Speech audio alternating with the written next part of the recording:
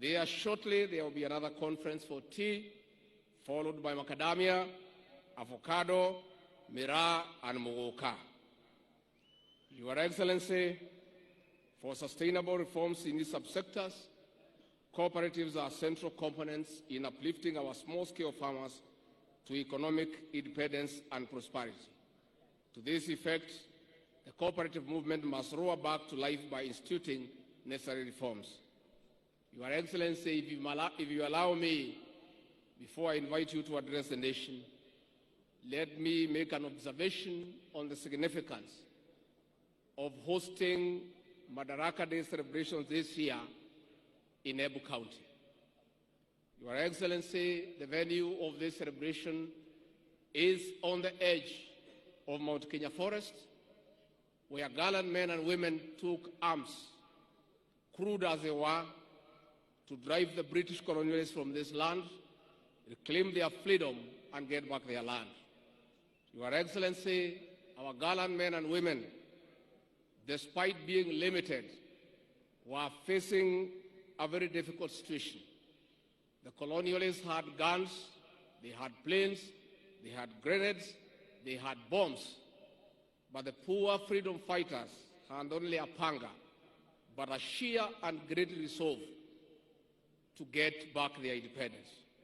Your Excellency Ruto, Your Excellency, the First Lady of the Republic of Kenya, Mama Rachel Ruto, Your Excellency, the President of the Republic of Comoros, Azali Assoumani, Your Excellency, the former President of Niger, Yusuf Mahamadou, the Governor, our host Governor of Embu, the Honorable Ses Barire, a.k.a. Karinda, who is also the chairperson of the ruling party, the United Democratic Alliance, the Chief Justice and President of the Supreme Court, the Speakers of the National Assembly and the Senate, Cabinet Secretaries present, heads of mission, dear Kenyans. 60 years ago, Kenya attained internal self-rule after an armed struggle led by our gallant men and women. Our great nation has been on a prosperity trajectory despite challenges. Our future is promising, and for this, Your Excellency, we honor our freedom heroes and heroines. On this day, we honor Kenyans whose hard work continues to drive our nation towards a life of dignity. Our resolve to attain this dignity is unwavered. We celebrate this day, Your Excellency, under the theme, Empowering Sustainable National Development through Cooperatives and Micro and Small Businesses.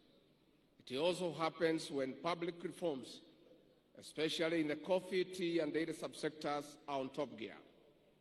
The structural reforms aim at restoring the dignity of our farmers in line with the bottom-up economic transformation agenda. It is in this regard, Your Excellency, that we have convened a special summit of all coffee stakeholders in the neighboring county of Meru next week to come up with practical interventions to put money into the pockets of our farmers.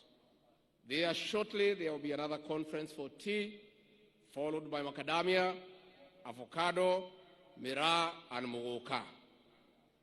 Your Excellency, for sustainable reforms in these subsectors, cooperatives are central components in uplifting our small-scale farmers to economic independence and prosperity. To this effect, the cooperative movement must roar back to life by instituting necessary reforms. Your Excellency, if you allow me, before I invite you to address the nation, let me make an observation on the significance of hosting Madaraka Day celebrations this year in Embu County. Your Excellency, the venue of this celebration is on the edge of Mount Kenya Forest, where gallant men and women took arms, crude as they were, to drive the British colonialists from this land, reclaim their freedom, and get back their land. Your Excellency, our gallant men and women, despite being limited, were facing a very difficult situation. The colonialists had guns, they had planes, they had grenades, they had bombs. But the poor freedom fighters had only a panga, but a sheer and great resolve to get back their independence. Your Excellency, your presence here is a reminder of that struggle. Destiny has placed you in a unique position to lead the final and the third liberation of this great country, the economic liberation of our people. Your Excellency, we want to encourage you. The measures that you have come up with to get back the economy of this country on track through prudent and pragmatic interventions is what will bring about the third liberation. Your Excellency, we want to encourage you that millions of Kenyans desirous of economic prosperity are fully behind you. We want to encourage you that many Kenyans, though quiet, have confidence that the measures you have come up with will improve the welfare of the Kenyan people. We want to urge all Kenyans to allow our President an opportunity to steer this country back to economic prosperity. Your Excellency, we want to urge our leaders to continue being steadfast as they support all the legislative measures that your government has proposed in the National Assembly to allow this country to get away from public debt and fund our own development and recurrent expenditure. For that, Your Excellency, we want to assure you that the majority of Kenyans are behind you. Never mind our detractors. These detractors gave you no chance to succeed. As they see you making practical and pragmatic interventions, they are all over shouting and bringing a lot of propaganda, which is being enabled by the press. And we don't mind because the press, as you all know, were part and parcel of the Azimio brigade. And therefore, Your Excellency, we want to urge you to continue with the confidence that the people of Kenya will give you the necessary support.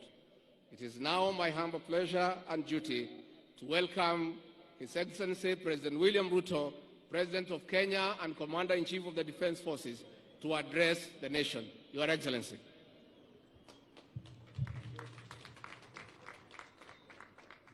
Asanteni sana, tafadhali tuketi chini. Rais